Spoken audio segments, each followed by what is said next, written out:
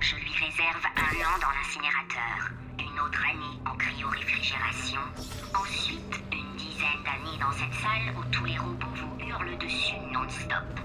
Et après, je le tue.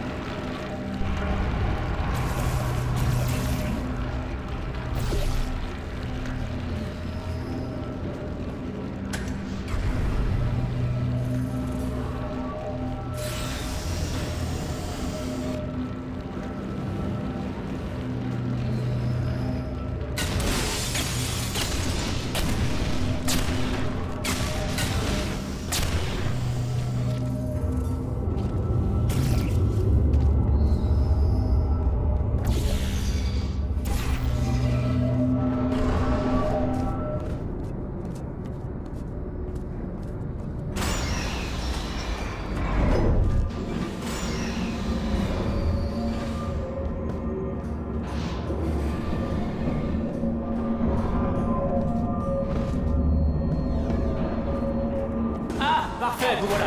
Attendez, je tire cette passerelle.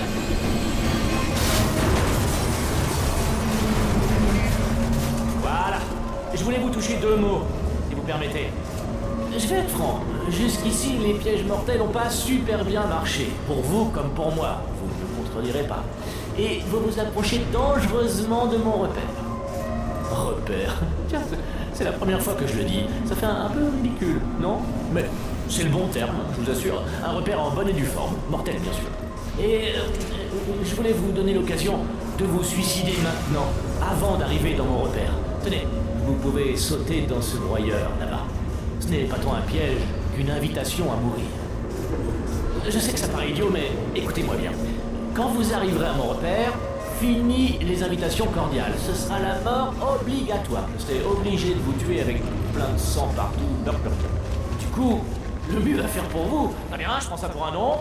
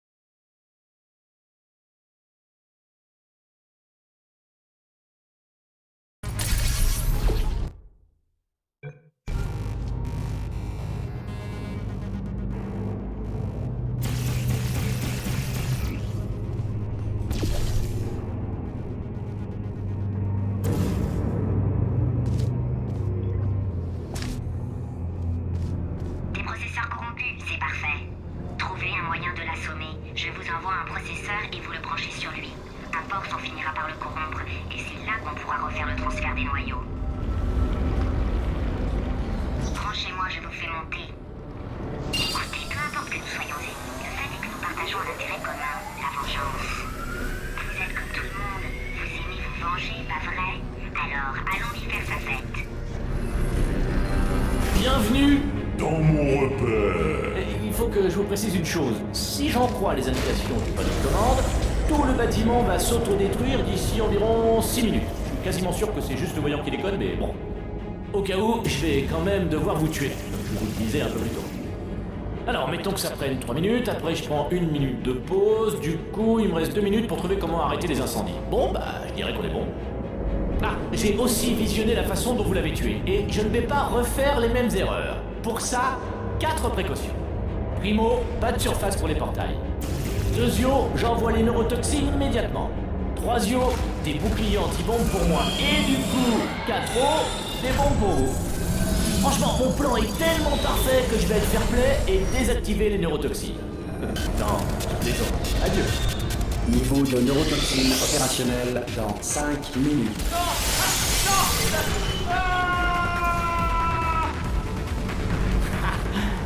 Très réaliste, hein?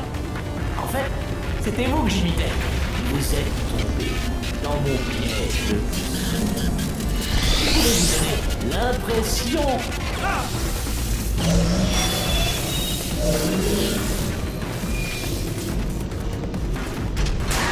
Je place le premier processeur près de la passerelle. Prenez-le et branchez-le sur lui. Tu verras bien nous retrouver l'espace. L'espace. Attention, c'est la police de l'espace. Oui, Roscoe, spatio-poulet, aidez-moi. Il faut que j'échappe à police. J'avais une voix, un télescope, je pars dans l'espace. Espace, oui, ça va être ok, l'espace. Pardon. Alerte. Cœur corrompu à 50%.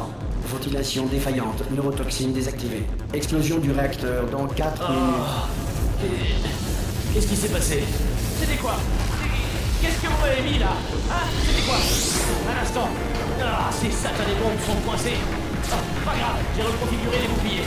Ah, vous m'avez mis un processeur. Qui vous a dit de faire ça? C'est elle, pas vrai? Ça fait que me renforcer. Ça marchera pas. Vous vous rappelez, quand je vous ai dit où trouver ce générateur de portail qui vous plaît tant? Je pensais que vous crèveriez en chemin, comme tous les autres. Pourquoi? Vous pensiez être la première? Vous êtes la 5e? Non, la 6e. Je vous laisse imaginer ce qui est arrivé à vos prédécesseurs. En fait, au diable...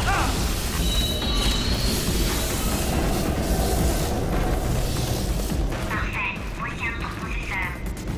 Rick, quelle est la situation? Bonjour, notre père. Monsieur Rick, vous venez jouer les aventuriers? Vous vous battez contre ce type? Vous êtes sûr d'avoir les choses à dire? Parce que ce que je vois là, je promets le truc du crâne. Ok, par contre, Arnaud, c'est jamais bon signe. Je dirais même que c'est plutôt moche. Surtout comparé à votre beauté, si je peux me permettre. Sans vouloir vous épargner. Alerte. Cœur corrompu à 75%. Décompte d'explosion du réacteur détruit. Lancement du protocole préventif pour suspicion d'explosion du réacteur. Ce centre s'auto-détruira dans 2 minutes. Mais... je vous ai dit d'arrêter avec ces processeurs. Mais ça c'est typique de vous. Vous n'écoutez rien de ce que je vous dis. En silence, tout en me jugeant, en silence. J'ai horreur de ça.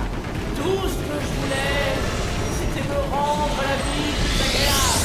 Et vous, il vous suffisait de résoudre quelques centaines de tests tout simples pendant quelques heures. Voici un autre processeur. Cette fois, c'est bon.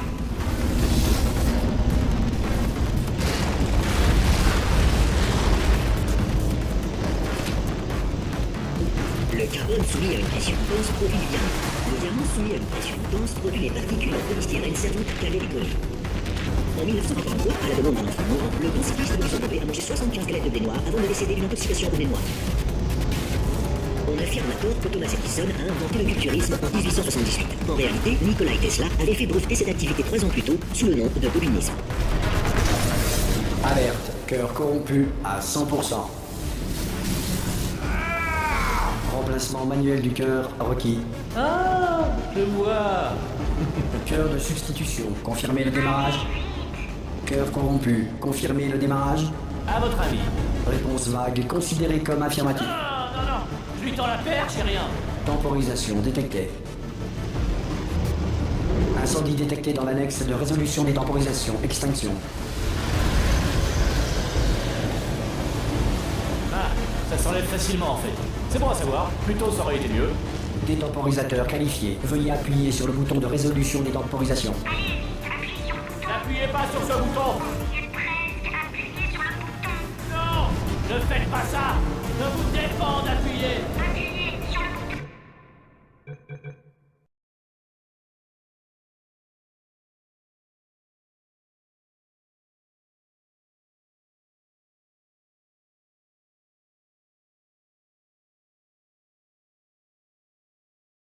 Si la Terre est actuellement gouvernée par un animal, un nuage doué de conscience ou toute autre entité gouvernementale qui refuse ou est incapable D'entendre raison.